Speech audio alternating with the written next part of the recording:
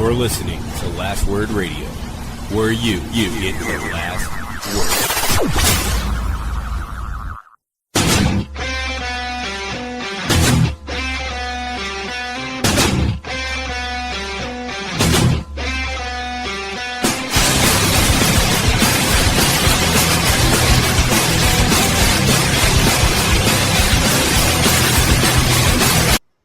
Welcome, ladies and gentlemen, to another episode of Running Wild Podcast. I'm your co-host, Rich. Alongside me, as always, co-host Runz. Woo, woo, woo. You know it. Just before we get started, I just want to remind you guys that we're brought to you in partnership with LastWordSports.com and PWPonderNews.com, and where you can find us on the Wrestling to the Max network.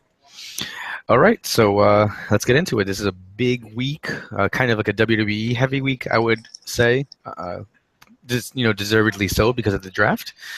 So finally the draft. Oh, but you know what's sad? I was waiting for it for so long, and then it ends.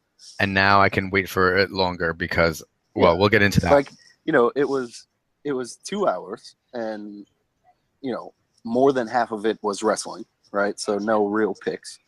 And then after that, it was literally just like, I don't care about where the Golden Truth and Bo Dallas are. Like, that shit doesn't mean anything. You know what I mean? Like, yeah, sometimes they're entertaining on whatever show, but it doesn't matter.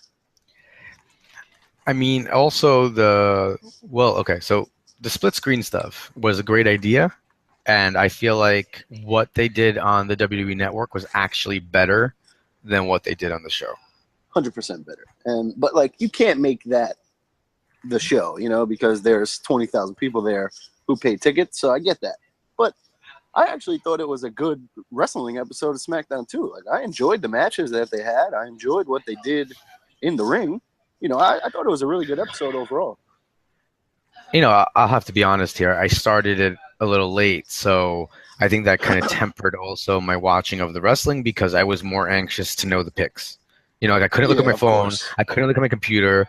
Like, really, like, I was just like frozen in this. I need to get caught up, I just had the network on the laptop, and I had the draft on the TV, so it was just... Oh, and first of all, the first match they showed throughout the commercial, which, wow. And then after that, then every time there was a commercial, there was a dope interview on the network, or they were talking about something. Excuse me. So... I really enjoyed the hell out of it. The network was fantastic. The guys with like the shoot style interviews and that kind of a thing was fantastic. That's what we want to see from the network, are those kind of things.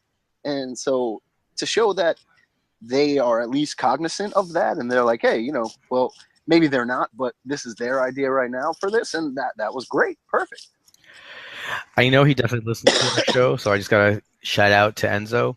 I've been saying this. I'm not being one of those people who makes accurate predictions. I've just been talking about how I somehow wanted Mel Kiper Jr. involved with this whole draft process. And right before the draft, or a couple hours before, Enzo tweets out that Kiper had him going in the mid to late first round, and McShay had him going in the second round, third round, and McShay's a Fugazi. And I just was like, thank you. Like, you're the first person who finally did it, who finally mentioned just solidified it for you, yeah. And, when they said, did you catch the ESPN recap?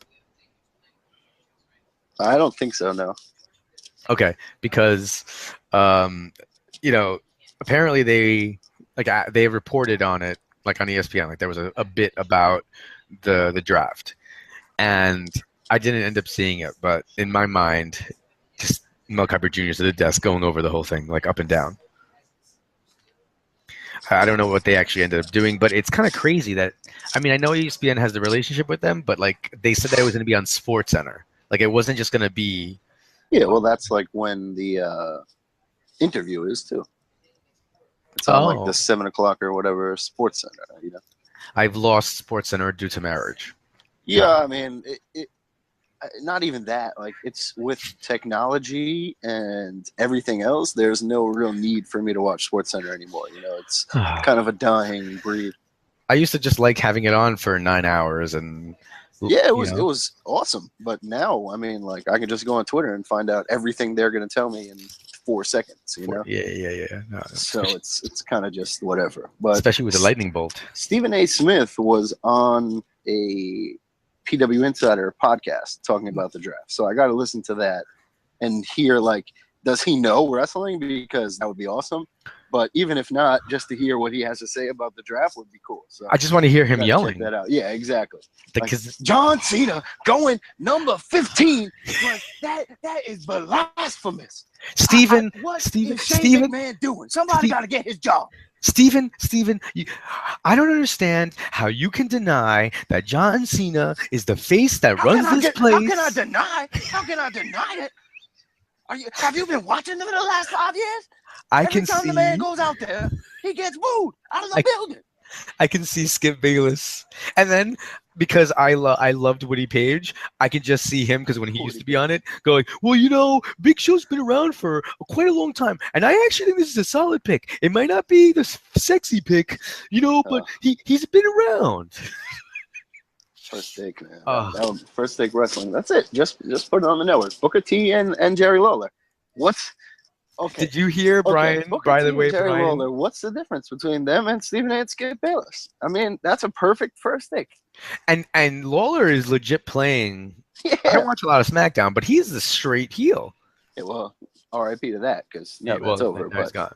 Yeah, well, so now they'll be on the network and on the pre-show. So maybe we'll get a little taste of something similar. But did you hear Booker T right away? Well, I mean, when Brian came out, he's like, "Hey, Booker, am I still part of your Big Five?" I was like, "Yeah." My man D. Bry, like the best thing that I've ever heard out of Booker T's mouth, and it was, do you know why this guy is so good? It's because I gave him the nickname D. Bry. What? No. Because you shortened his name from Daniel Bryan to D. Bry. That's why. That's the reason for all his success. Okay. Literally said that word for word. I'm not trying to offend anyone. I don't want to offend anyone. I'm not going to say it the full way.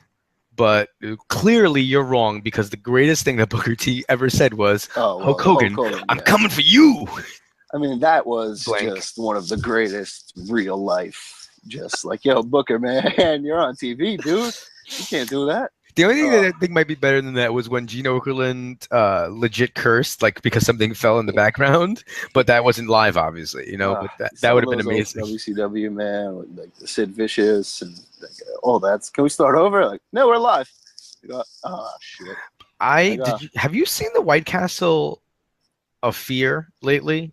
Like, it's the WCW clip. What happened was when the Wyatt thing happened, they ended up having like a top 10 like weird horror moments, right? You know, and they showed Heidenreich and stuff like that. They showed like Teddy Long in the limo as a throwback to Undertaker in the limo. I mean, with Stephanie, and then I saw Sting going to Vader's White Castle of Fear before a strap match they were having. And so he walks in, there's like a midget with an eye patch. They're like really scantily clad hot women just lying around. There's no real like furniture. It's like rocks and weird like throne chairs. And then Sting, takes like a helicopter there, which is crazy. Like, why would you do this? And then he goes in and they're being really weird, and then Vader comes out and he's got like a white fur cape, and he goes like, Sting, I got a challenge for you, and he takes out the strap, and then they tie it to each other, and a fire like erupts or combusts randomly from the middle of this table where they're standing. So now they're pulling each other over the fire, kind of. I watch all these things, and I realize that as a wrestling fan and an intelligent human, the only thing I can do was to block all that out. Like, I remember the Dungeon of Doom, but this White Castle of Fear is so bad. But imagine watching that when you were 10 or like 8. You know what I mean? Like, without all the technology and without all the insight that we have now, watching that as a child, you're like, what? Like, Vader is the craziest person ever. Like, I get what you're saying. Those old school WCW events were so cheesy and so over the top. Like the Hulk Hogan Dungeon of Doom stuff, what was it? The moving vehicle, the whatever A-pen match. Like, come on. Well, hold on. Dustin Rhodes and Bunkhouse Buck? Am I right? Or the Blacktop Bully, maybe. Like, it was one of them. It was so... And then, like, the monster trucks on the roof. Brother, no! That old school WCW is really, really rough, you know. So you got to just like, okay, yep, those phenomenons are not phenomenons anymore. And the Ultimate Warrior, rest in peace, might be the dumbest person kayfabe ever when he's trusting Jake the Snake, and Jake tells him to walk into a room as he's training him to face the Undertaker, and Warrior looks in the room and sees that there are snakes. Like Jake tells him, like, there are snakes in there. And he goes, walk to the center of the room to the coffin and open it. You'll find the answers. So Warrior walks in. He's obviously super paranoid, okay, like freaking out, but like calm somehow. And then Jake's like, just kick the snakes away. You know, he turns the light on. And you see all these snakes. And then he goes to the coffin, opens it, and like Lucifer or whatever snake it was at the time. I don't think it was Damien. I think Damien might have died by then. Comes out and like bites Ultimate Warrior and like poisons him, and he starts like obviously hallucinating because now we can see through his eyes. And then the Undertaker comes out at the end, and they're just like ha ha ha, like looking at the door. And I'm like, yo, Ultimate Warrior. I remember watching that with my grandfather, and my grandfather was like, he never really paid attention, but he always told me, don't trust Jake the Snake. Like, he legitimately was like, no. And I'm like, why? Listen. He's trying to help the Ultimate Warrior because he hates Undertaker too. I remember believing that. And then when Jake obviously turned out to be a bad guy, my grandfather was like, see, I told you. He's a bad guy. Don't trust him. And then he actually said, never trust a snake. And I was like, oh man, I thought my grandfather was like a genius. Like, he was an Einstein of wrestling. Obviously, I just was like 10 and didn't know the difference between, didn't see how stories work. But it makes me sad that Jake and Warrior never had a blow off. Like, Jake never got his comeuppance. Had a good feud. Jake just did it, and then it ended. Yeah. Oh well. And I really don't understand. Casket matches make sense to me, right? Like, you can roll a dude into a casket. I kind of get that. You know that, like, if you look on the network, they have Undertaker versus Warrior body bag matches? What? Oh, yeah. Because I guess on house shows, they didn't feel like having caskets, so they had body bag match where he had to actually zip him up in the body bag. How do you incapacitate someone to the point where now they're dead if you hit weight? him with a tombstone. But now they're dead weight. How do you get him into that bag? I just got to put it underneath them, and I can do that to my son because he's light. Yeah, I mean, if I knocked you out, if I cold cocked you with a lead pipe in the back of the head, I would have a difficult time just like putting your leg in. Like, I can't dress my son. I can't put his pants on. Like, and that's when he's like awake and he's helping me. He's like moving his arms in the direction. All right, we should probably get back to current wrestling, but anyway. That's what happens when I have time to read random articles during the summer and watch ridiculous videos. So, all right. All right. Obviously, Raw was okay anyway, but coming out of the draft, what's your outlook? What do you think? Who has the better show? What's going on? I'm kind of excited about this because now I know that I only have to watch one show weekly. Is basically what I feel about the draft. I don't want to be super negative, but I expected. Look, and I guess people were saying that SmackDown, that they shouldn't make it like the Smart show, but I actually thought that's what you should do, because like you have a built-in like little kids audience, right? That used to watch SmackDown on Thursdays, even though it was taped. But I feel like to get people to go to a new day. Didn't mean to do that, but to make people go to like a new time slot on a different day, I thought you should make the most appealing show for that one. Not that Raw shouldn't be good, but it should have been more balanced. And I feel like at the end of the day, there's a dearth of talent on SmackDown. There are a couple of good guys, but most of the people that I want to watch, and I'll be a little arrogant here, which means also the really good guys are on Raw. Seth Rollins, Kevin Owens, Sami Zayn, Rusev, New Day, Enzo and Cass. Basically everybody I want, Cesaro, is on Raw. So now, all right. So here's the way. Like, you know, at first it was whatever, and then I've had a couple days to digest and look it over. And all right, people are going to watch Raw, right? So you put these guys who are your younger and your more up and coming guys on Raw, right? So that it gives them the spotlight and the chance to reach the next level. Then on SmackDown, you have guys who are established and fan favorite guys who make people want to watch the show, so that they're gonna watch SmackDown instead, or included with Raw. You know, they're not gonna ignore SmackDown because Cena and Orton and Ambrose and AJ, and then you have Corbin, you have Cruz, you have Del Rio.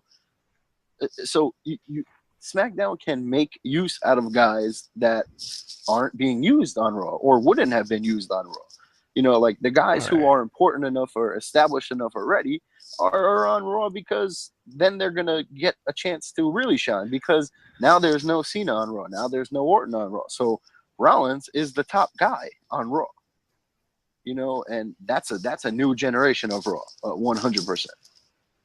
Okay. So I like the, you know, that's a way to get people to watch SmackDown by putting those bigger names.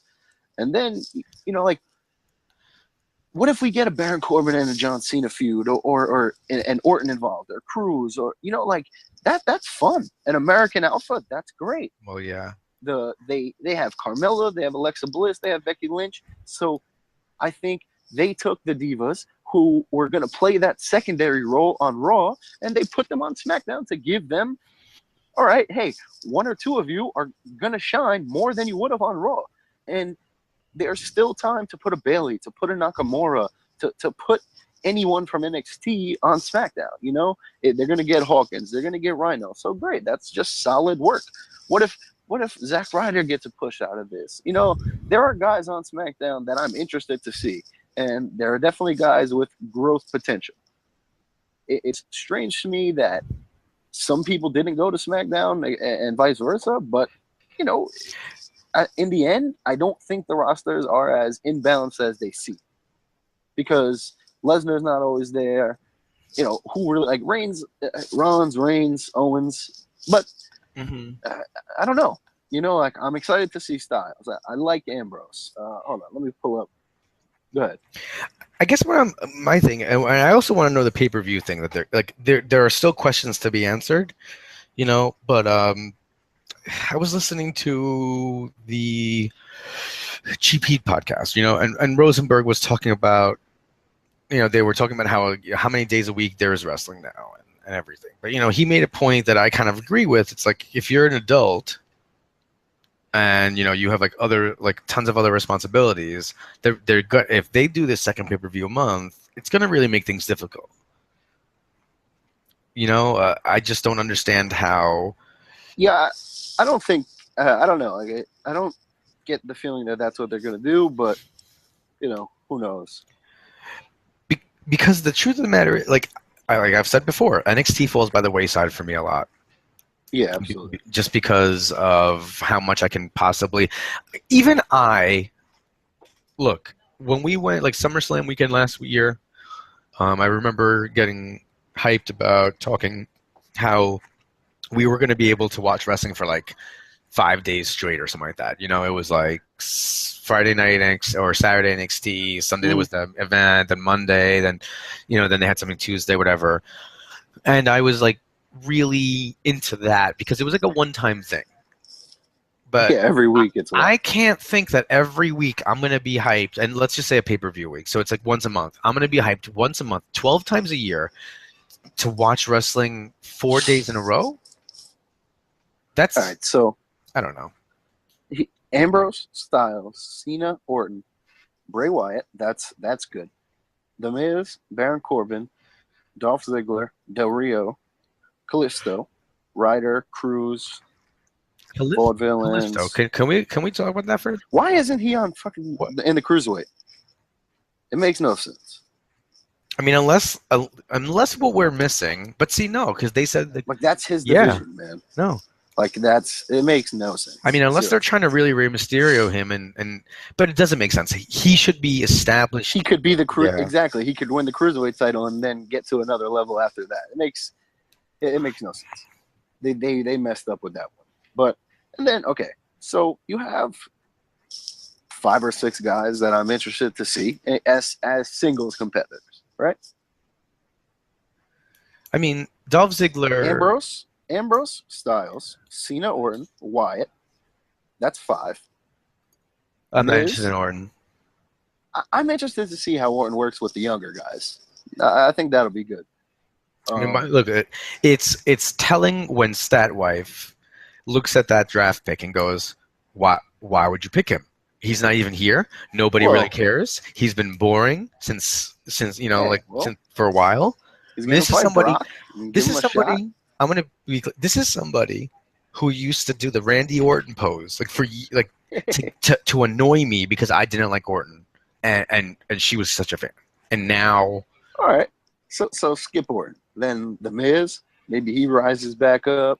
Baron Corbin, Dolph Ziggler, you were out on, right? You said. I mean, I really hope for Dolph's sake that this has to be the time. Maybe he becomes a heel. Maybe he becomes a heel. Maybe he gets some more freedom. Maybe he does something. You know, I'm open to him coming back into my life. Ryder, Cruz. So I mean, Breezango. They have Alpha, the Vaudevillains, and the Usos and Breezango. And the Ascension. I like that tag team division. That's a different. It's like the NXT tag team division, but it's different. You know, it's not. These teams would never have reached anything surrounded by the club and Enzo and Cass. You know what I mean? They would have gotten pushed back. So that's why I like SmackDown, because it's literally more of the secondary show.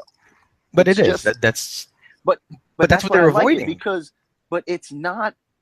Okay, just because it's the secondary show with the guys who were pushed to the back burner, that doesn't mean that the guys who were pushed to the back burner aren't guys that I like and are talented guys that are going to make me care about them again. You know what I mean?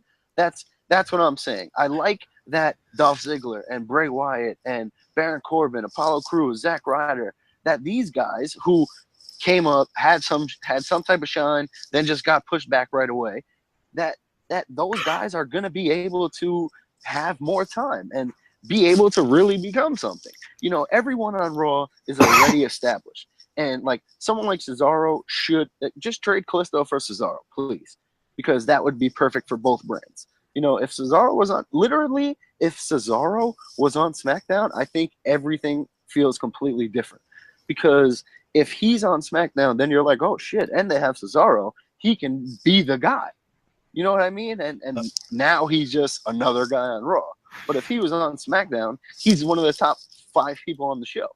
I mean, his interview's a work shoot, right? It had to be just.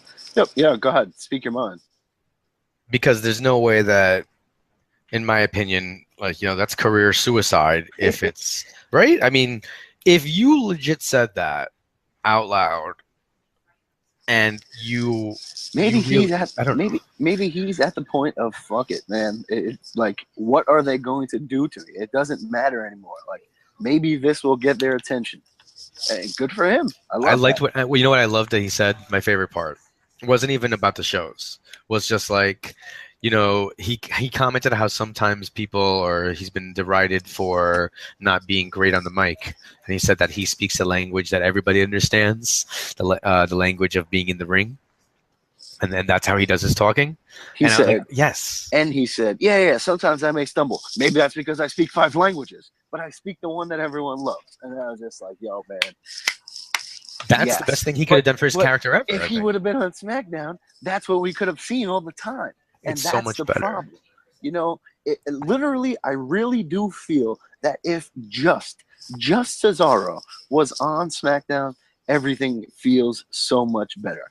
And, you know, it's crazy to say that, but I completely feel that way. He is one person that swings this whole draft because, of course, Raw, like once Raw had Enzo and Cass and the New Day, like they're obviously the more established tag team division. So I want to see the club there because I want to see all of those guys interact. So of course they're not going to split up those tag teams, you know? Like once one show had it, that was it. Like the other show just couldn't pick any of them. There's no point.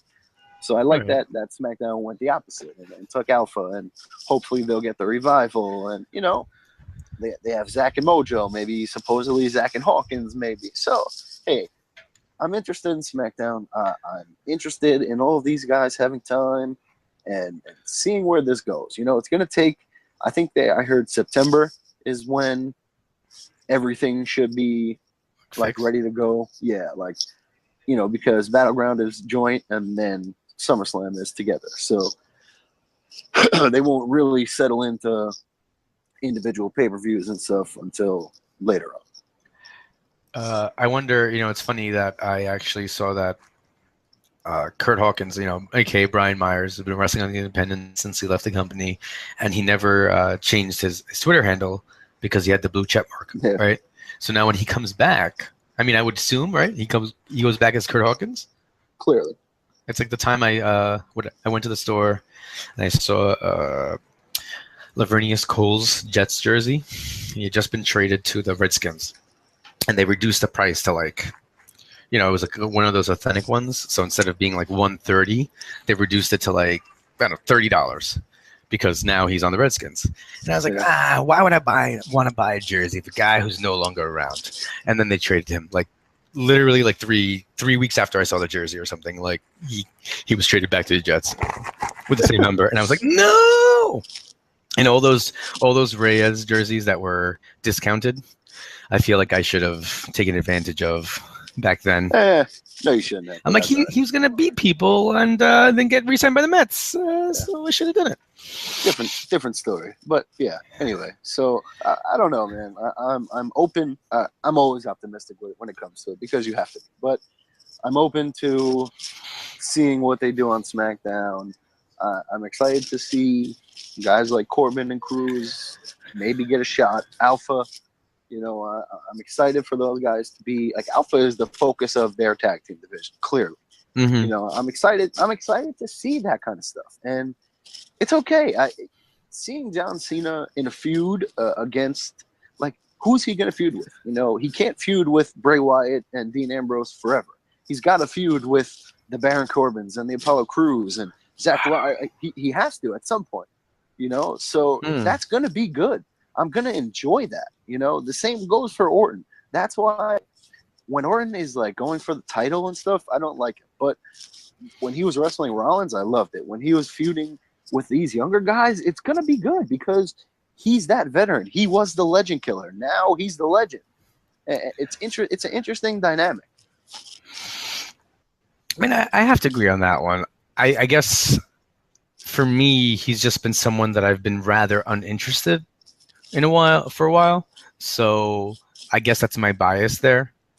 I think the time off has helped him because I'm completely with you there. You know, he's a guy who's always been one of my favorite wrestlers, you know, from the beginning. But over time, that it gets stale. But taking time off, coming back, I love seeing him in the ring. You know, he's a cool sight to see. The tattoos, his RKO. I'm excited to see his moveset again, you know, and just see what he is when he comes back. It's going to be interesting.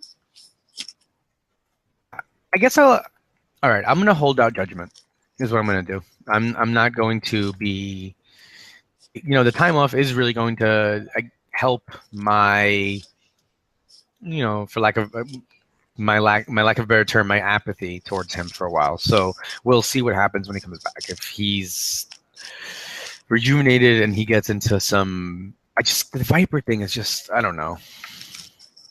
I don't know why it bothers me. I don't know why I'm okay with somebody like R-Truth doing the same exact thing forever, and then I'm not okay with Randy Orton and the Viper thing. Maybe I'm just sick of me hearing Michael Cole say, well, it's just maybe somebody else calling him to help. make a difference, you know? Michael Cole doesn't help, but Vintage Orton. The it's because Orton is a real competitor, and like R-Truth is a joke. So it's okay that he does the same thing forever because he's always at that level anyway. Orton, you want to see something else if he's going to continue to be in that top spot. You know, like you expect more from him because of who he is and where he is. And then, you know, that's justified because he's a top guy in the top spot. He should be giving us something. Yeah, I mean, I have to be in agreement there. He has in the past. I mean, I really liked his work with Legacy, and you know, so that's why I'm going to. The thing is, I guess my full reaction or what comes out of all of this is, you know, before the draft, I kind of joked about how I wasn't going to be able to watch everything, and I was scared that the draft was going. I was scared in like a positive way that the draft was going to do stuff that immediately made me want to watch both shows every week. Your expectations were too high for what they were going to do with SmackDown is what it comes down to. And they built it up to the point where they should have been. But history has told us that will never be the case. And this was just another example of that, you know, and I've heard that backstage there's a little more contention now between Triple H and Vince, as in like, you know, you're grooming me to do this job, but you're not letting me do this job now, and there's a little tension there and problems. So it's going to be interesting to see what comes of that. Like, what if that hits ahead, you know, like God forbid, and it blows up, and then Triple H is like, all right, then fuck this, and he leaves, and like, you know, like he starts his own shit. That would be. People would think it's the biggest work in history, but that would be crazy. You know, I don't think that's ever going to come to that because there's a lot more on the line than just the wrestling company. But it's interesting to see that finally there's something going on there where, you know, Triple H has a different vision and Vince isn't letting it be executed. Yeah, even his tweet about how, you know, his NXT babies were being basically like were drafted and everything. I really felt, you know, and I'm probably just being worked. I don't know. We all blame Vince, but you know, maybe it's not him, right? I mean, a lot of things we were saying when something good or new happens, it's Triple H. But when like the draft is done a certain way and we disagree, I think like a lot of the backlash is, you know, like, oh, it's clear that Vince's hand is still in it. But I wonder if it is. You know, maybe factually it is. That's what I'm saying. Like from reports and sources and that kind of a thing, that's what they're saying. Like this is the problem. You know what I mean? Like you see how Triple H runs NXT. You see his vision of the product. And you hear all the backstage stuff, that rumblings and all of that. And to see what happens when these NXT guys are on Raw, it's a different, like, you know, that's not Triple H. That's clearly Vince McMahon not watching NXT and having a clue who or what these guys do, you know, and that's a big problem. And the way he pushes Roman Reigns and certain people, that has a lot to do with Vince McMahon. And, you know, he has final say in everything. He runs everything. So the problems, maybe they're not all Vince McMahon, but for the most part, from everything I've heard, it is. And, you know, it's gotten to the point where maybe he doesn't know exactly what's best anymore, but you can't tell him that this idea that there's just this crazy old man who refuses to acknowledge change in a $1 billion or multi-million-dollar corporation, $1 billion, you know, with worldwide, you know, worldwide impact is a bit crazy, but I don't know. But like, you know, it's not, it's terrible, you know, is what it is. But you've seen it for the past 10 years, you know, like his finger hasn't been on the pulse as he likes to think it is, you know. And yes, for the longest time, he knew better than most people. And that's the hardest thing to tell somebody, like, yo, you don't know more than everyone anymore. You know, you can't tell him that because for 20 plus years, he dominated wrestling, and he did know better than everyone else. He built this company because he knew better than everyone else. And you know, to tell him now that you're losing your touch, that's a hard thing to hear. Especially when your company is still making money and you're still successful or whatever the case. But see, I wonder what he said to his father, right? Because at a certain point, Vince McMahon Sr. stepped aside, right? While he was still alive. Did he? He bought him out, right? He bought it from him. Well, I mean, but he bought him out, but that was... I thought they didn't have a good relationship. Like I because of this exact reason. Vince saw something that his dad didn't, and he wanted to take it to the next level, and his dad was like, no, that's not how it's done. And he didn't listen, and he did. And that's why he's so successful. So he should learn from his own history. That's what I mean, That yeah. Triple H is trying to tell him the exact same thing that he told his dad.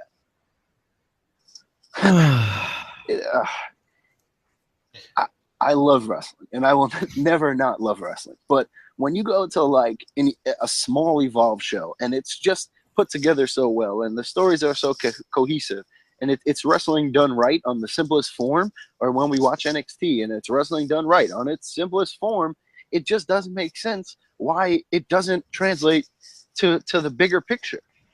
Why is I get it? It's a much broader audience, but wrestling is wrestling. That's what it comes down to. You can have all of the jokes and the entertainment all you want, but it's wrestling. That's why everyone is there. I've never met someone who watched wrestling because of the talking. Like, never. Yes, I enjoy the hell out of that, but like I enjoy the talking when it impacts the wrestling. Like, you know what I mean? Mm-hmm. When there's a reason for why these guys are fighting. Like, that's the whole point. Yeah, I mean, like, I was listening to the Meaning of Mature and Paige. You know, they were kind of joking about how he wrestled like 7 minutes last weekend. And he did have short matches, you know, but then he got on the stick and you know, he made an impassioned plea towards Gargano, but all of that is building somewhere. It's going to take us somewhere, you know? Like, the point of him wrestling 7 minutes was because he's angry and he just killed two guys who don't matter. So, like, it was great. I loved it, you know? And that's the whole point. It doesn't have to be 60-minute Iron Man classics. It's just all about setting up the stories and the angles and using the in-ring product to set that up. That's why I care about the storylines and the promos and the 20-minute back and forth segments. When there's a payoff or there's history and there's beef, there has to be something. It's the reason why I don't watch UFC. I don't watch UFC because I don't really get into why they're fighting. And that's why UFC has gotten better to me, because there's been more of that. I don't like you. Oh, yeah, you're an asshole. You're this. There's been more back and forth, and there's been more Conor McGregors and John Jones who talk shit and do all that. So there's been a little more flash, you know? And that's why I've enjoyed it, because they built up characters. And none of the characters are bigger than UFC, similar to the way WWE operates, but that's part of the thing, you know? So it's strange. They have to do a better job of putting everything together. And if that's the problem, is Vince isn't as open to it, then I don't know. We just got to endure this time period, I guess. I mean, yeah. To be honest, Vince isn't the only, booker that's suffering from not being able to see things correctly, because I feel like Ring of Honor is suffering from a lot of the same issues in making storylines that are continuous, that make you want to keep watching. I feel like some things are happening, but they're on the lower level. And from what I heard there, the same thing is true, that Delirious knows who should be working and who should be working where, but Sinclair doesn't always allow him to have his full say. Oh. And that's the same kind of a problem, you know, is he's trying to book this one way and they have a different vision of it, or a different vision of guys. So, hey, that's the problem when you become a corporation and you're not your own entity anymore. Yeah. I mean, you can see we saw it with Roddy and Cedric. We got to see both of them last weekend, and it was amazing. They seemed rejuvenated. They seemed Well, Roddy is Roddy, but yeah. this goes also on the Meeting of Mature in the Michael Elgin episodes. This is where I heard about the Delirious and the Sinclair, but he was saying how like it's amazing to him that Cedric Alexander never won a title in Ring of Honor because he's so good and he's so this, and that's what he was saying. Delirious knows how good this guy was, but he wasn't allowed to put him in the position that he wanted to, and that just goes to show you Ring of Honor isn't the Ring of Honor we all know, because a guy like Cedric Alexander would have been a focal point of that company a few years ago, and now he just kind of fell by the wayside. And I mean, hey, thank you, because I'm going to enjoy seeing him at Evolve and NXT and onward.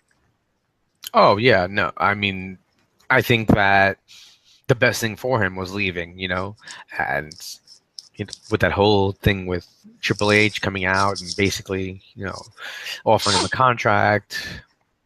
Yeah, clearly that was the correct choice.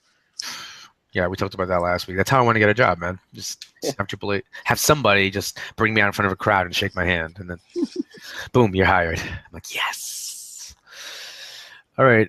Speaking of that, when the NXT, when they showed the NXT call-ups and stuff, Kota Ibushi was like in the background sitting there. So I don't think he would be sitting in the crowd waiting, like watching the call-ups with the rest of the NXT roster if he wasn't actually on the NXT roster. Yeah. So that was cool to see. Just like, oh, okay, cool. Like, yep, he's there. That's awesome. Absolutely. I don't think that means anything for the Cruiserweight Classic, which we can get to now. But, he's just signed. Wow. So, I mean, Bushi's going to be crazy. He's got to, obviously, I think starting NXT first. I hope 100%. And I really hope it doesn't. To me, it's weird. But like, if you're signed, I don't want him to win. I said it weeks ago. I want TJP to win the Cruiserweight Classic. And watching it, I could just hear them again say, like I can kind of hear Brian say, that Cruiserweight doesn't mean that you're jumping all over the place. And I felt like TJP almost went out of his way to wrestle a match. Didn't fit the mold of what your average fan might think a Cruiserweight is. He was really working the mat, really, really working submission style the entire time. Like very little. I mean, I could only count on a couple times on my hand how many times he like left his feet. Really. Well, I mean, that's what TJP does. Like he doesn't always do that high flying style. He is more of a technical wrestler, and it's just his smoothness that's so remarkable to watch. Yeah. So he ended up having a really great match this week. I thought that the last match that was oh my God, Tozawa and Kenneth Johnson. It was good, but it kind of frustrated me that I would have liked to see Dorado and Mustafa get more time. Dorado and Mustafa, I thought they all had good enough time. Like Tozawa and Kenneth Johnson was crazy, man. Like that was a great main event. If I didn't know who Tozawa was or already know that he won, I would have been on the edge of my seat. Kenneth Johnson looks really familiar to me. I don't know from where, but he just looks really familiar. I actually thought the main event should have been. See, maybe I'm just biased, but 100%. So all right. So Dorado and Mustafa. I mean, just that was great though, man. Like, that was a really good match. Both guys, I think, could easily be on NXT and work really well. Yeah, like right away. Did you see? But he has Mustafa's got that 450 splash backwards. Yeah. What is that? The inverted 450. That was nuts, man. That was insane. How do you do that the first time without forget like a mat? I don't even care if you have a giant pad. Like if you land the wrong way, you break your neck. How do you try an inverted 450 for the first time? A pool? I don't know how you do it the first time without being like scared that you're gonna break your neck, because that move is sick. How do you even? I want to see him. I haven't seen a lot of his footage. I want to see him land that move. Continue, because I feel like I may have just made a remarkable discovery that I'm not sure. Continue. Okay.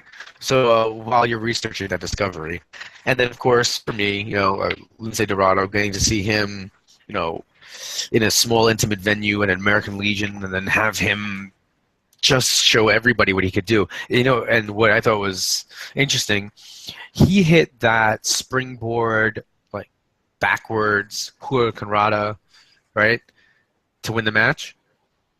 What? If you remember, his finishing move was the way he won the match against Mustafa was a springboard off a second rope.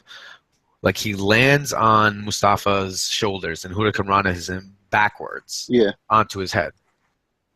And what was crazy is, as good as that looked that night, when I saw him in American Legion, it was even better. Like the guy planted like so straight up that it was more ridiculous looking.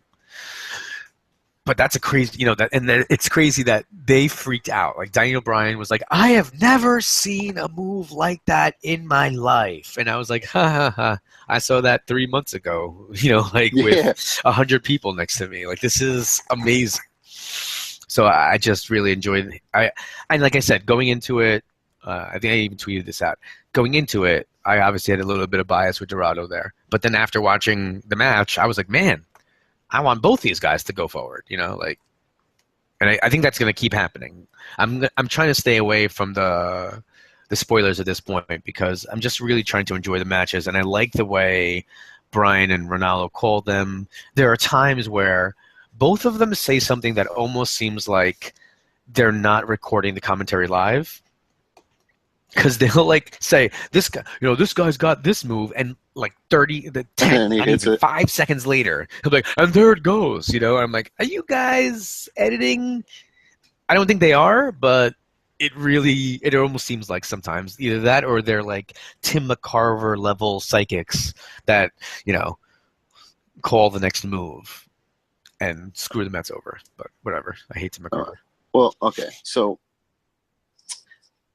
I'm not sure, but it doesn't. I don't see anything saying it. But when I searched Kenneth Johnson, the first person that came up was Slick, and I was like, "Oh shit, is that why I recognize him? Like, is that his son?" But then I couldn't really find that. But he wrestled in the Ring of Honor a couple times, so that must be why I recognize him. But potentially Slick's son. So we'll continue to look into that. Wow. All right.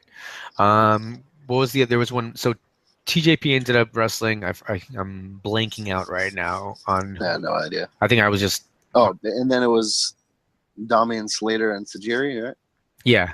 But did you know Tajiri is 46 years old? Which is not that bad in wrestling, yes. I mean, I know it's not anymore. I don't know. 46 still seems kind of old to me for a smaller guy. He's not. What I mean is, like, what was I hearing? I don't know where I heard this, but I heard that one of the reasons that Vince likes bigger guys is because he always felt that putting the belt on a bigger guy meant that they were going to be more durable, and that, with the schedule that they have, it just has played out over the course of the history of the company that the smaller guys, maybe they go further because they're trying to make a point, but they get injured and they don't stay around as long as the bigger guys. So, absolutely. Batista being 45 to me is different because that dude is literally an animal.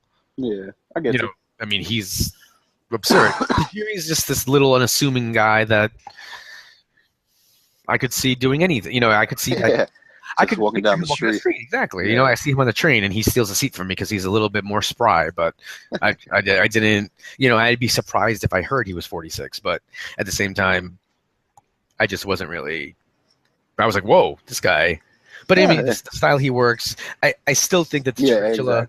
Exactly. I loved, was it Bryan or Ronaldo that said, that tarantula is a great move. However, you can only keep it on for 4 seconds. Yeah, I think, I don't remember who said it, but I remember. I like that. I mean, I know that he originated that with ECW and that, when he does it, people pop for it.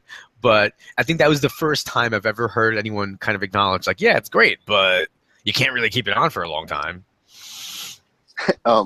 By the way, just because I'm watching the New Japan show now, and I see the promo, but Kenny Omega posted, right? So they have like a press conference for the G1 Climax, and like however many guys are like on the stage, and they all speak, blah, blah, blah. So obviously it's in Japan and to the Japanese media. So I don't know how many of them actually speak English. So Kenny Omega gets up there, right? And he goes, all right, listen up, dickwads. And he just keeps going, right? And then he's just like, yeah, fuck all these motherfuckers. And I was just like, yeah, like this is so ill. Like that he's just in Japan, just cursing up a storm, doesn't care. Man, it was fantastic, man. Speaking of New Japan, I heard that so Ring of Honor is going back to England for the first time in a long time. First time most, huh? The week before they go there, New Japan is running shows with the Revolution Pro. And it's like, wow, you guys will, I guess, like, it seemed like the partnership was almost exclusive between the Ring of Honor and New Japan. Not that it's really a partnership, but more like a abusive relationship. But now, obviously, Ring of Honor can't bring that star power in from New Japan to try to. I don't know. It's gonna be a week after. Will it matter? And if New Japan does send wrestlers, how many people in America watch Revolution Pro?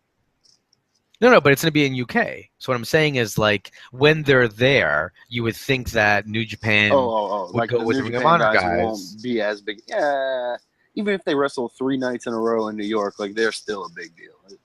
But see, it's funny you mentioned that because one day I was watching the old school Ring of Honor, and Kenta, aka Hideo Itami, was around, and he beat Daniel Bryan, then he beat Samoa Joe, then he beat someone else. And they were like, yeah, he's here. Like, he's coming for the Ring of Honor title. And I was like, so this isn't a new thing. Like, these guys came over and dominated even back then. So, they've always just been – and that wasn't even New Japan. That was Noah. So it's just the way it works. It makes me sad. It makes me sad for Ring of Honor. It makes me sad that I'm the guy who does that. But so I guess we'll just cover Ring of Honor real quick. This week's episode – I would actually say is worth a watch.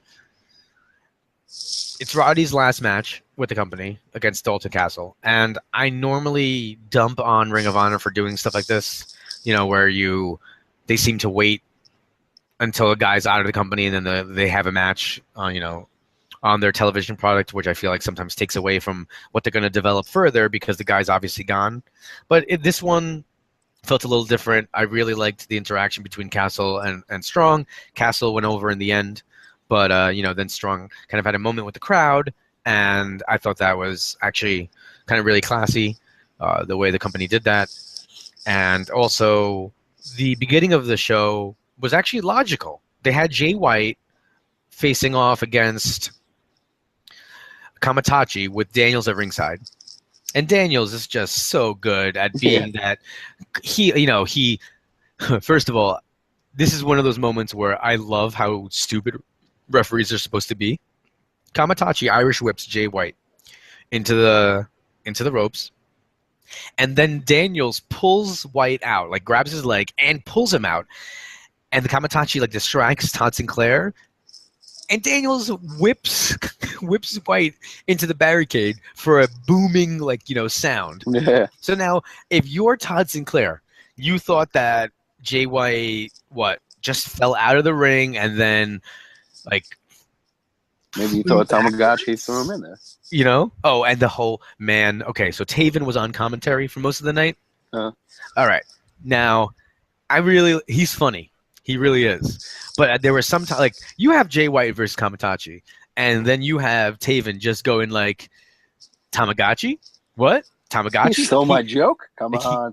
He kept saying, and then, Kevin, I might be confusing shows, but I just know that as of late, Taven was doing that. And, he's like, I know, Kelly, you're too old to know that. And I'm laughing because I'm like, you're saying that Kevin Kelly is so old that he doesn't remember, a weird fad from 1983, that was 20-something years ago when Tamagotchi came out. Yeah, I was. It's shorter than that, I think. But oh my god. But so then White wins the match, and what I really liked was that then because of like the chicanery on the outside, they ended up having a 6-man between the Addiction and Kamatachi versus the Machine Guns, who came out to like protect Jay White and Jay White. So I thought, that to me is like logic. It's continuing the story. It's good use of your TV time. The next match, then they had 2 jobbers, Andrews and Anthony, who were actually good. They're apparently from the Ring of Honor dojo. So I thought this was going to be like just a complete squash match against Taylor and Keith Lee, but they actually held their own for a little bit. Lee and Taylor eventually win because, Ring of Honor is putting them over. And then War Machine came out because they were angry that Keith Lee and Taylor cost them the match against the Addiction for the titles. The rematch they had, a month ago. Yeah. So I was like, wow. You're continuing. Yeah. Now that's 2 stories that you're having, going on there. Unfortunately, or some people like it. I'm kind of done with it. But Whitmer comes out with Kevin Sullivan, and I'm evil and all this stuff, and Carino's not going to ever get his way. He's going to have to either admit to being evil or suffer the consequences, and his family will suffer the consequences. So this is obviously there's no way. We're going to see the end of this at Final Battle. I don't know how it's going to happen. Oh, nice. That's cool. Yeah, that'll be crazy. Like, how could it be more bloody than what they already did? Like, how? Oh, I'm sure they'll find a way. What do you do to top that? Because as much as I just was done with it and I just wanted to see the match over with, that match was really good. Yeah, exactly. And they did an effective job. So because it's going to build to a match that you're going to be at and is going to be insane, I'm going to accept it. Like, I'm like, okay, yeah, cool. I will enjoy whatever they give me with this angle because I'm actually excited to see the match. Yeah, for us. Wow, what an amazing concept. We are blessed and lucky. Although we're not going to be around for the SummerSlam weekend, we're going to go to Field of Honor, MCU Park. We're going to go to the Evolve show with Johnny Gargano's last Evolve show, September 11th, against Cody Rhodes. And then we're going to go to Final Battle at the end of the year. Well, you're incorrect there, but that's okay. What do you mean? He's wrestling Cody Rhodes on August 20th in Brooklyn. I thought I saw something that it said Evolve 69. No. Okay. All right. I stand corrected. I apologize for that. I must have read the email. Sometimes when I get those emails, they're like in very small font. Yeah. Nobody know. Hold on. I'm reading. It says Evolve 69. That's the show we're going to, isn't it? Uh-huh. Yeah. The 67th is. It's Cody Rhodes versus. So I'm sorry. The 20th, which is Evolve 67, that's the one in Brooklyn. It's Cody Rhodes versus Chris Hero. We get to see Cody Rhodes versus Johnny Gargano on September 11th in Queens. Oh, that's what they announced. Yeah. Okay. And Matt Riddle versus T.J. Perkins, with Dream Team manager Stokely Hathaway in the corner. So that's going to be a crazy match. See, Johnny Gargano revealed on his Twitter account that he will face superstar Cody Rhodes when Rhodes makes his Evolve debut on August 19th. That doesn't make any sense. And then I'm looking at this. I'm reading from... And Gargano posted on Twitter, Cody Rhodes with the check mark, August 19th Evolve. So maybe they pushed it back because he's leaving or whatever? Yeah, that would be smart, right? Because, that's a great... Especially if you're having Cody join up with Galloway. It makes right? perfect sense. That's the last match. It's going to be... Yeah, I'm looking at another website. It seems like confirmed. I'm on Torch now. It's confirmed Cody versus Gargano for the 11th. So I am super psyched for that match. Wow. And Riddle versus Perkins on the 11th. It says it could be for the world title. So yeah, they changed it. August 19th is Thatcher versus Riddle for the title. Rhodes versus Sabre. Gulak versus Nice, TJP versus Cedric Alexander, and then, whoever else. And then on the 20th, nice, man. So they pushed it back. This is going to be sick. And I think that goes with what I told you the other day, that they see La Boom as their Reseda for PWG. So, they want to have their big stuff going on there or whatever. So, thank you for that. but oh man, Right across the street from the Volkswagen Service Center that I've been to many times. Just kind of crazy to know that it's like 3 blocks away from my house. Oh my god. And it's so funny because And he said September 11th they would be at full strength, right, with EC3 and Hero. Oh man. oh, Hero's gonna be there. I'll lose my mind. Hero. I don't think I've seen Hero since he was teaming with Cesaro. He's a lot bigger these days. Yeah, well, I've seen those photos. I don't want to comment on poor guy. I understand that. I'm getting older. I'm getting a little bit. Absolutely. I'm getting a little bit of punch. And if I can live the same way and make the same money looking that way, my fucking why not? goodness! Please sign me up. And then I don't know, the Field of Honor. I think we got announced that we would have Shibata versus Kyle O'Reilly. Nice. Which Shibata that's good. Yeah, man, that's gonna be a good match. Yep. Yeah. See, and that's what I like about. I don't care who really wins. It doesn't matter. It's Field of Honor. It's a house show, so like it doesn't really affect me. But if we're gonna get to see those guys wrestle, and oh my god. Yeah, I mean, and then because Shibata's gonna wrestle Dalton Castle at Death by Dishonor, which of course is the weekend that I'm not here. So I mean, I'm still gonna watch it, obviously, like away. But I find it interesting that. Like, what happened first? Did Ring of Honor book their pay-per-view to be that weekend? Or, because the 19th, I'm going to have to look this up. Is the 19th the Friday? Yeah. Because you know that, NXT is going to be Saturday. Yes. Right? Saturday night at the NXT is Barclays? 20th. Yeah. Okay, so it's 20th. All right, so I guess it's not bad. But I just feel like, again, and this is my bias, you're asking people who are already most likely going to watch NXT and SummerSlam, right? Like anyone who's watching Ring of Honor, or most people who are watching Ring of Honor, like I'd say 85% are going to watch that weekend of wrestling.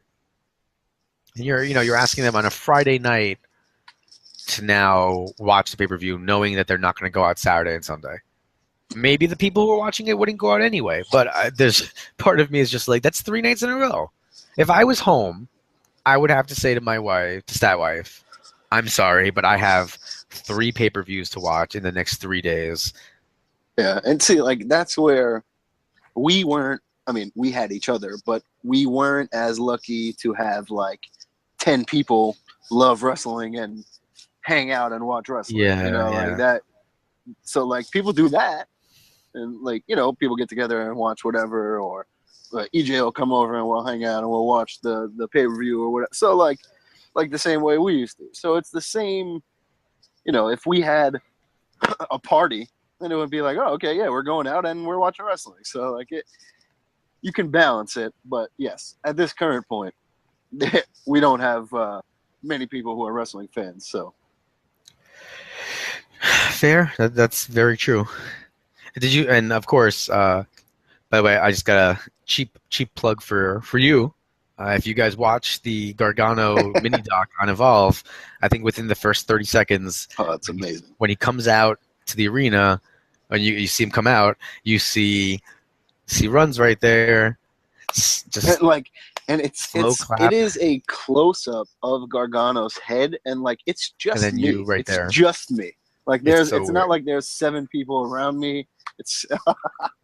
But you know what the best part is that the best part about that clip, and I think that shows the difference between the way we react sometimes. Like you get into stuff, right?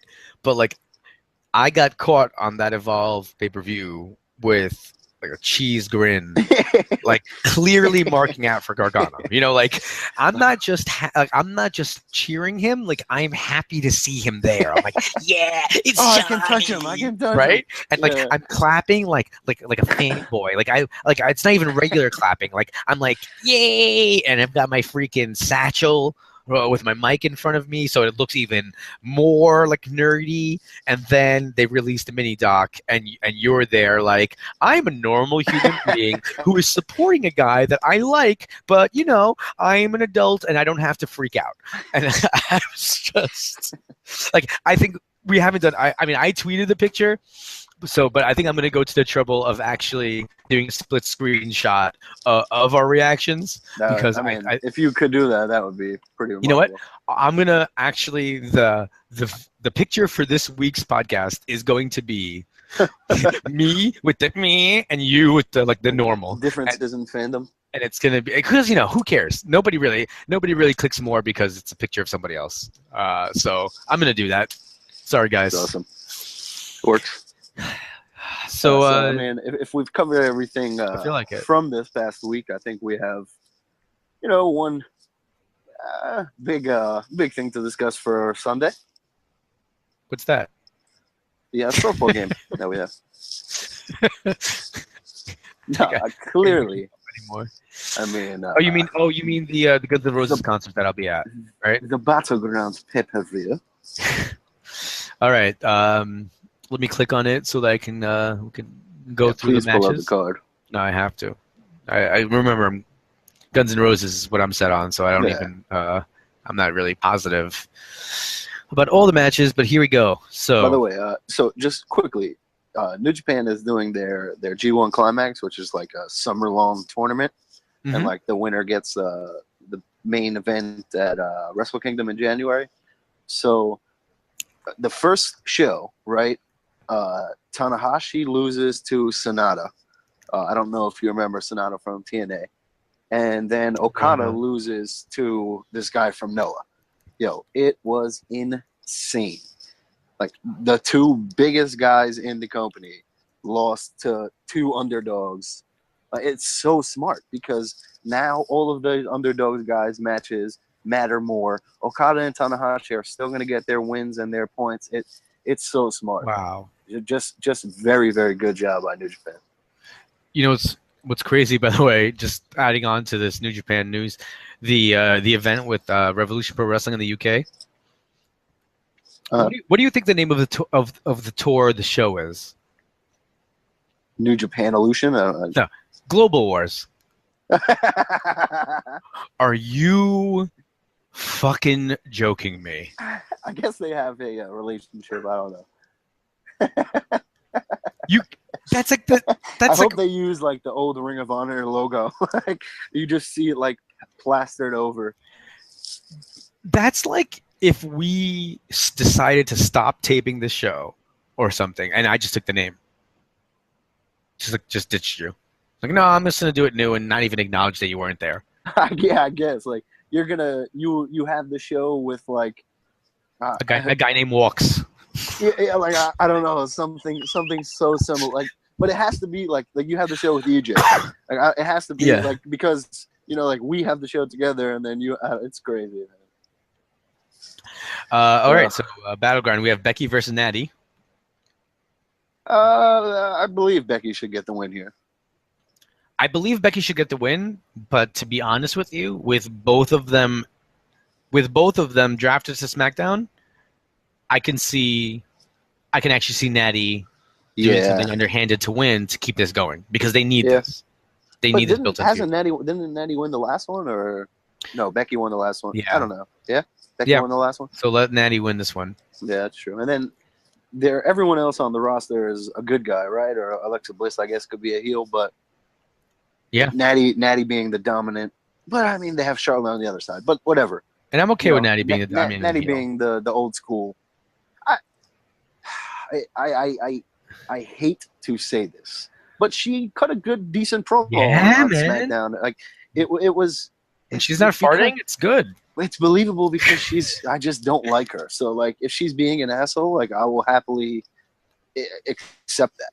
So okay, fine. Like she wants to be an old school tough guy. I'll take that. She fits that part. No, yeah, I find it completely believable, and I think it's an effective use of her. I think that in some ways, for me, she's a little reinvented. I actually do. Because she wasn't on TV for 4 years. Like, that helps. That time away helps because then you come back and you show some new moves, you get some new gear, you have a little different personality, and you're a whole new person. And that's the beauty of it, which is why I'm so open to Orton coming back. But yes, anyway. So, I mean, speaking of Orton coming back, we'll get a highlight reel with him and Generico at Battleground. So that'll be interesting to see what he has to say, how they interact. You know. I just think that you could. Why not use Orton's on SmackDown? Why not use Orton coming back as a Do it way on Miz TV on SmackDown? Yeah, draw people onto SmackDown Live. Well, because now you expose everyone who's watching the pay-per-view to the fact that Randy Orton is on SmackDown Live, and you're going to be able to see what happens next on SmackDown. Okay. All right. No, that's a valid point. You give him the greater exposure, and then you move on. So, okay, like I said, I'm excited to see him back. So this is just the first step. Let's see what he has to say. Is he gonna address Brock? You know, what's gonna happen? Okay, I can buy into that. I'm still not going to be super invested in it. No, just absolutely. because I just don't. You're not even gonna watch it because you're gonna watch it at I'm gonna 6 in the morning on Monday, and there you go. Just fast forward. Yeah. Exactly, sir. Now, two matches that I'm. So I feel like we should discuss these matches together because I feel like they play off each other, right? You have Rusev and Ryder for the United States Championship, and then you have Miz and Darren Young. But now, because of the way they drafted, presumably either both win or both lose. No? Yes, because both titles can't be on the same brand, right? I'm going to say they both lose. I don't. Zack Ryder, I really don't think stands a chance. I don't know. Maybe they both win. That's what I'm thinking. That's an interesting thought, but I don't know. Like, is Ryder going to beat Rusev? Like, I don't think that should be your payoff to Rusev. Like, he's been a monster, and I think you could do more with that. So I'd like to see him keep that title, which goes the same for the Miz. I've enjoyed his work with it. Darren Young is not ready to be the IC champion. You know, people are cheering, people are reacting, but give it time. You know, let it simmer. Don't put the IC title on him and he's back to wrestling Curtis Axel. Or, like, you know, I'm not. Darren Young can beat the Miz, but can Darren Young beat Finn Balor and whoever else he's wrestling for the IC title? Like, that part to me is a little like, let him get some more wins and keep building up that character. Then we can talk about some title runs. So if you have to call it, you say they both lose. The challengers both lose. Wouldn't these matches be 10 times better if the opponents were switched? If it was Miz and Ryder and make Darren Young great again, America and Rusev? Well, like, wouldn't yeah, I think. But then maybe that's why on the same show. Like, maybe that's what happens. Maybe they both champions win, right? And then they just go into the feud with the other guy. Yeah, Backlund ended up saying, you know, like, oh well, you know, we're trying to make Darren Young great again. You know, it's American. We should go after the U.S. title. Yeah, but then if both guys. Oh, okay. Both. You know what I'm saying? Like they both champions retain, and then you have. Well, yeah, that's exactly what could happen. But you know, based on how you divided up the shows and the gimmicks and the storylines that could have taken place, they just would have been so much better off. But yeah, I'm gonna say that Rusev and Miz both retain here. Yeah, I sometimes I like to be contrarian just to be contrarian, but I'm not gonna do that here.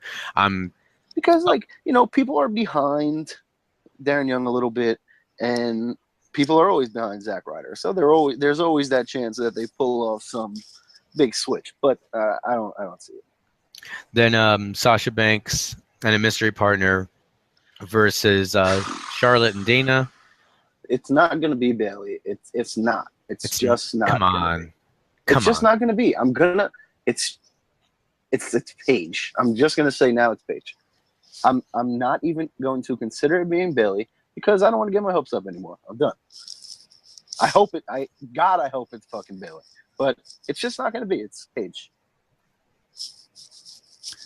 Paige. All right. I mean, I'm just going to... That's it. I think you're right. I'm going to say...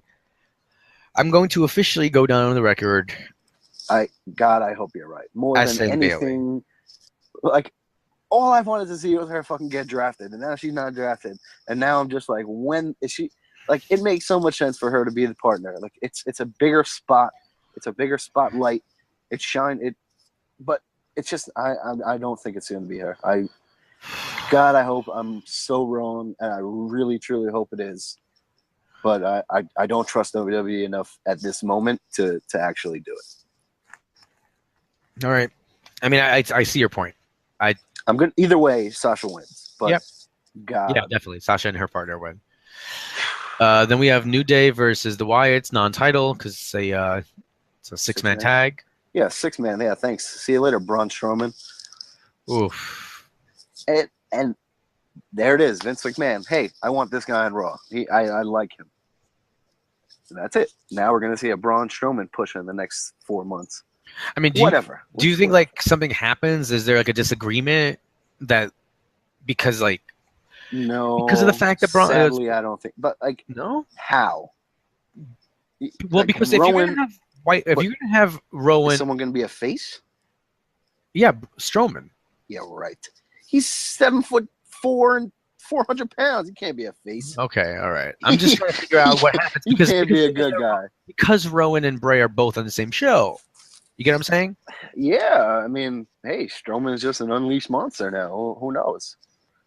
Oh, he was under the thumb of the Wyatts, and they held him back, and now, boom, he's going to explode. Who do you? Is there? I would love to see the Wyatts get the win just to build them up, but it makes no sense, New right? Day, New Day gets the win and just keeps on moving. All right. Then we have the match that I'm most looking forward to ever. Sami Zayn versus Kevin Owens.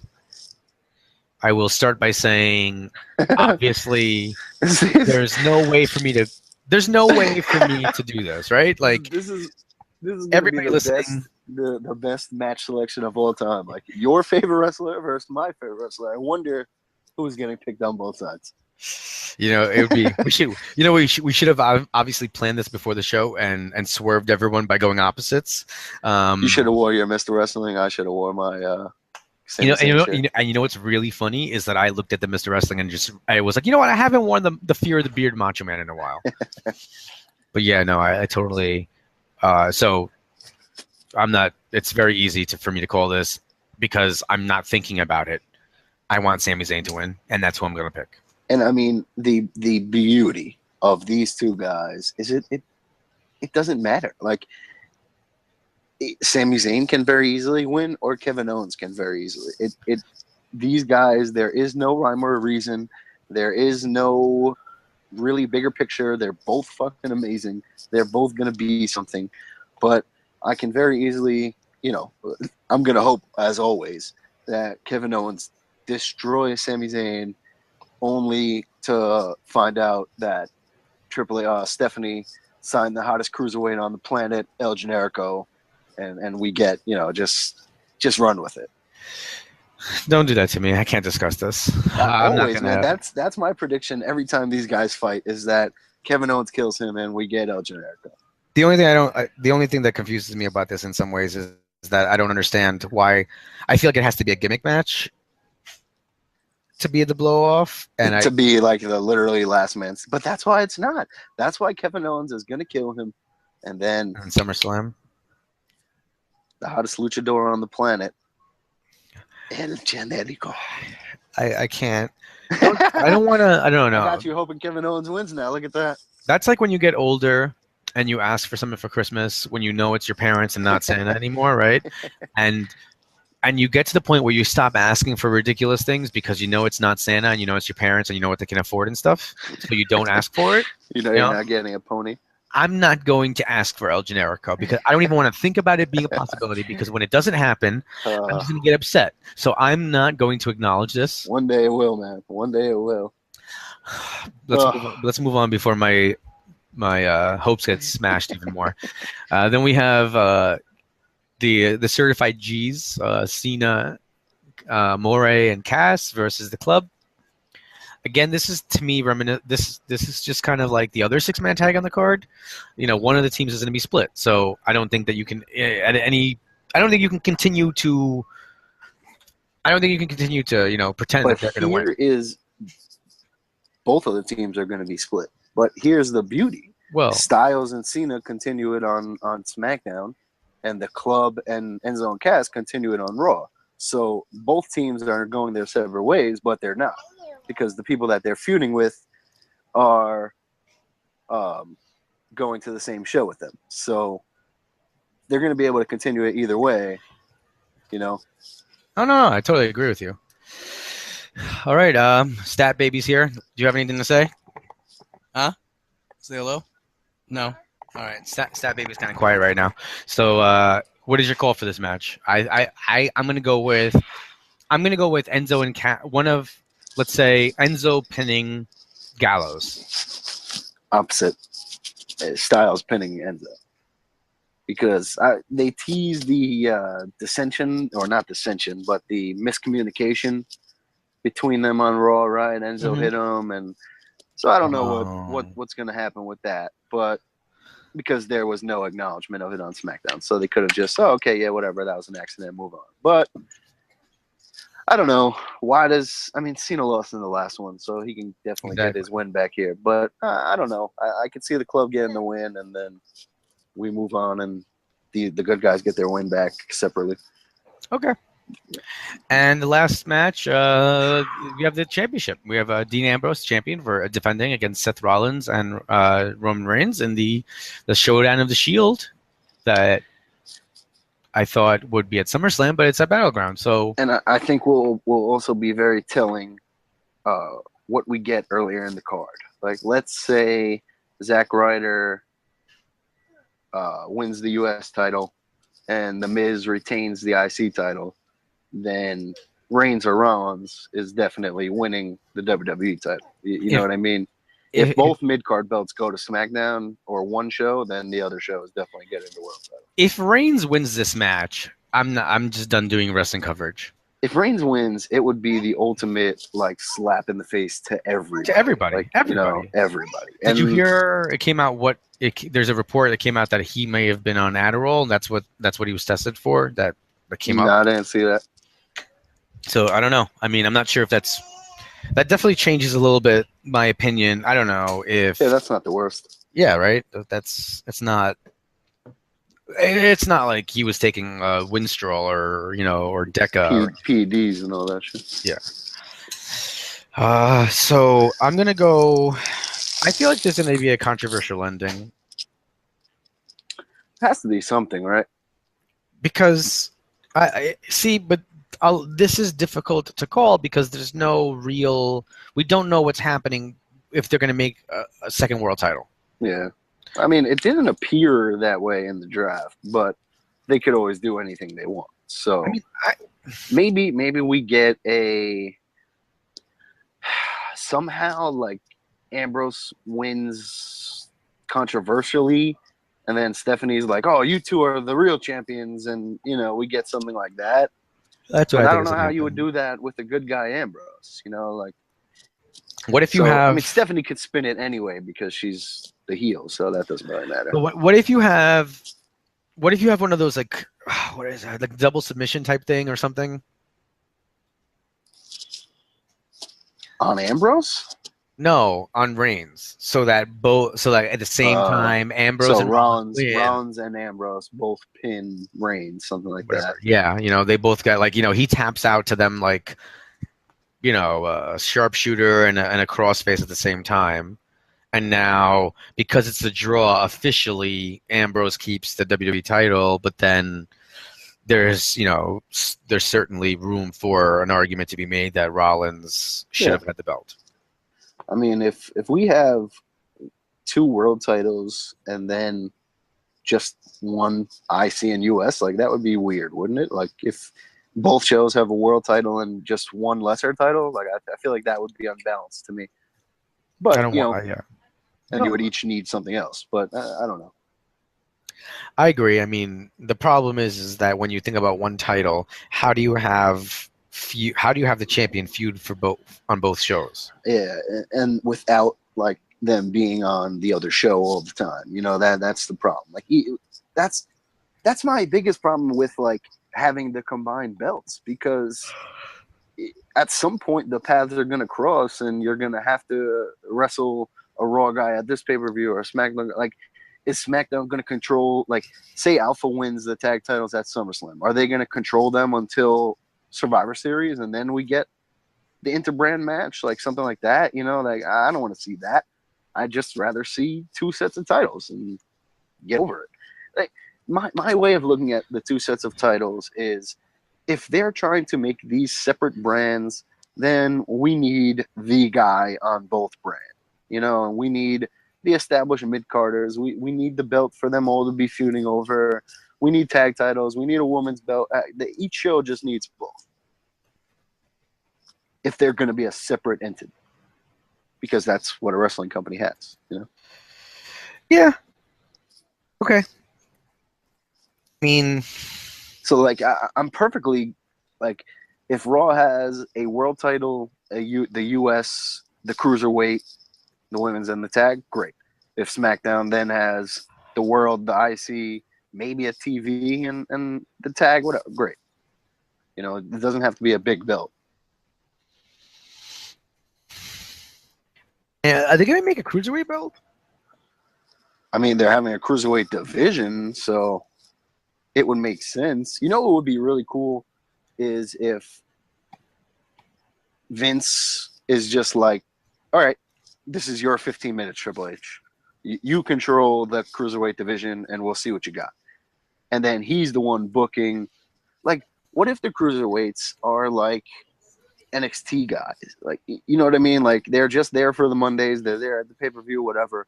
But it's just, you call up the Gargano and the Ibushi. Just, they don't have to be touring with Raw. They could just be there for the show, for the Cruiserweight section, for the segment, and then that's it. You know what I mean? It doesn't have to be like they signed 25 Cruiserweights to Raw.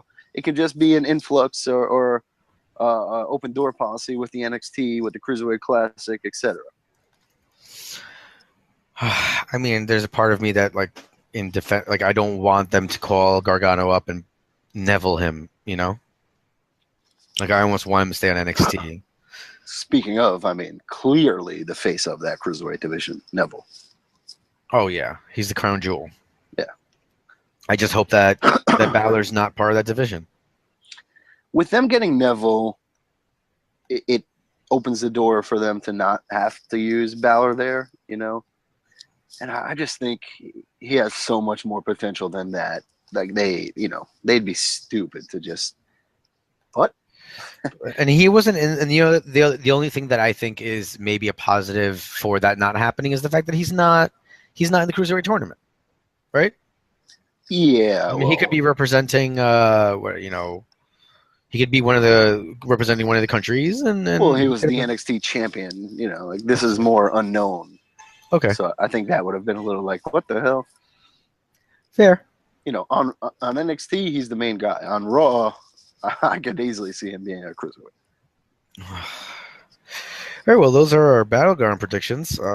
You know, I'm not as excited about the event, except for I want to see Sami Zayn and Owens, and probably when I get home from Guns N' Roses, I will immediately put that match on and then go to sleep and watch the rest of it the next morning. Yeah, I wouldn't surprise me. If I have to be honest, I'm not. I'll probably even want. You know, I want to watch the women's tag match, but then again, just to see.